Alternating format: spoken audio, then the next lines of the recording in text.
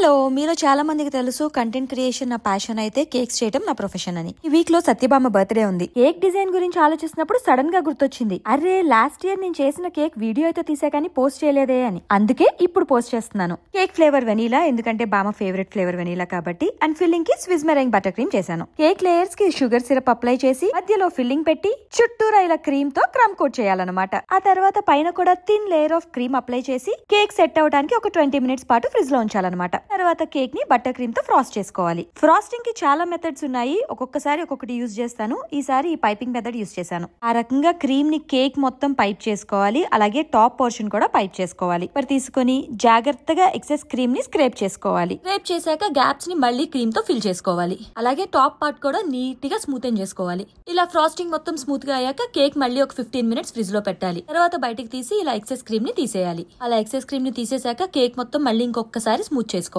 తర్వాత పైన కార్నర్స్ లో కూడా ఇలా ఎక్సెస్ క్రీమ్ ని రిమూవ్ చేస్తే షార్ప్ ఎడ్జెస్ వచ్చి కేక్ చాలా నీట్ గా కనిపిస్తుంది అనమాట.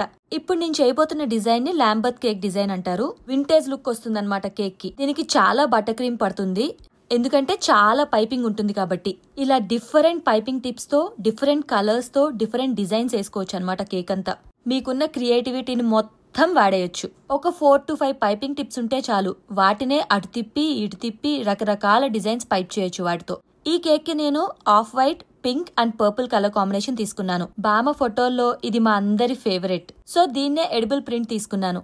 ఆ ఎడిబుల్ ప్రింట్ పెట్టాక మళ్ళీ బార్డర్స్ లో బటర్ క్రీమ్ తో పైప్ చేశాను. యాక్చువల్ గా నేను పెద్ద పైపింగ్ టిప్స్ యూజ్ చేయడం వల్ల క్రీమ్ చాలా ఎక్కువ పట్టింది, బట్ యూజువల్ గా అయితే ఇంత ఎక్కువ క్రీమ్ యూజ్ చేయక్కర్లేదు. ఇప్పుడు పైన red colour edible wafer paper మీద హ్యాపీ బర్త్డే బామా అని రాసి కేక్ మీద పెట్టి మళ్ళీ బార్డర్స్ ని బటర్ క్రీమ్ తో పైప్ చేశాను. పైపింగ్ ఇంట్రెస్ట్ ఉన్న వాళ్ళకి ఈ కేక్స్ చాలా ఫన్ ఇస్తాయి. ఫైనల్లీ పైపింగ్ కంప్లీట్ అయిపోయింది. Now it's time to burn the cake.